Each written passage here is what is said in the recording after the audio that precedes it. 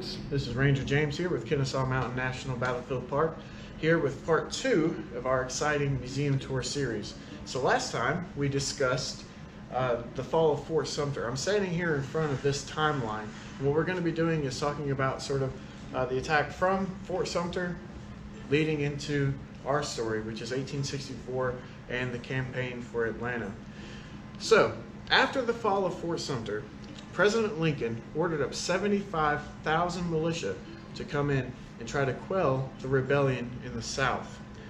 Well, as you can imagine, a lot of the states that were bordering those rebelling states, they didn't take too kindly to that. And so they actually started to secede themselves. We get Virginia that secedes, Arkansas, Tennessee, and then North Carolina here. And in May 20th, 1861, the Confederate Congress votes to establish the capital in Richmond, Virginia. So you'll be hearing that a lot as we go along in this museum tour. We'll be talking about Richmond and Washington. Just know that the Confederate capital was Richmond and that the Union capital was in Washington. So in a lot of these circumstances, these guys were signing up for 90-day contracts. They thought that this was going to be an easy war. It would be basically one battle, one huge battle would decide things. And even some people said that there wouldn't be a battle. That the amount of blood that would be lost in this conflict, you could just wipe up with a napkin. Of course, we know better now in hindsight.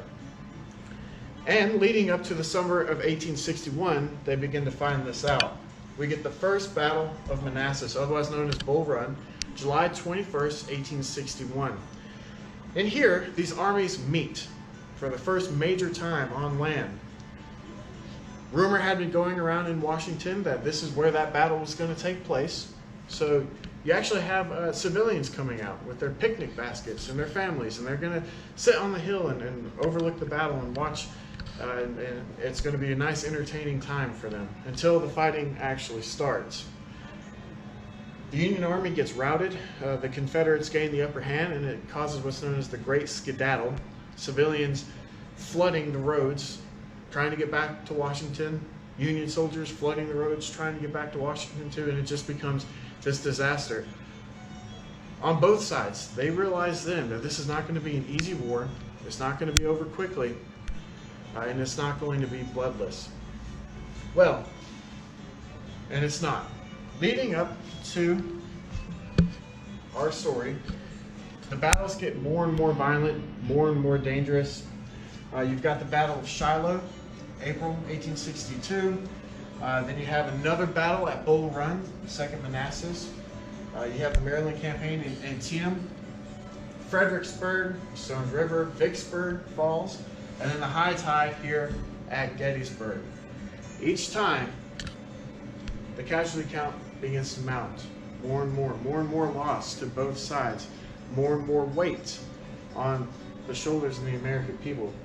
50,000 casualties here at Gettysburg over the span of 3 days.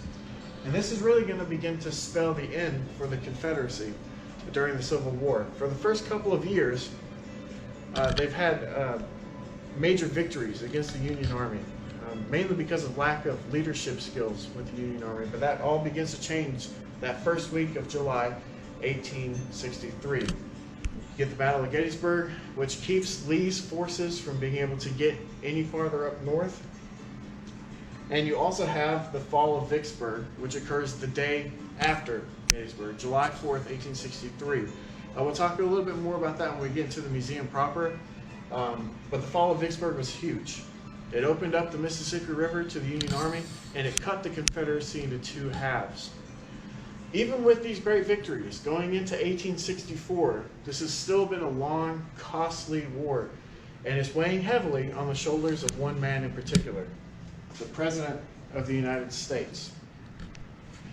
He does not believe, leading into the election of 1864, that he's going to win. The Democrats, who are going against him, they're vying for a peace with the Confederacy.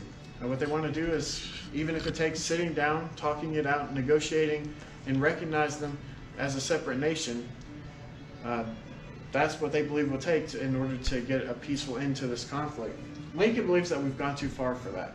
He thinks that the only way to achieve true victory, true unity for the country, is through victory. And he's going to need a major victory going into 1864 in order to convince the American people that this war can be won. And that's where our story is going to begin, in 1864 with the Atlanta campaign, with our next video. So I hope that you enjoyed this brief overview. We did have to keep it really short. Just know that there's a lot of complicated things that happened that we weren't able to talk about fully, but I hope that you enjoyed this video, and I hope that you meet us next time when we actually get into the museum and we talk about our key figures during the Atlanta campaign. Thank you.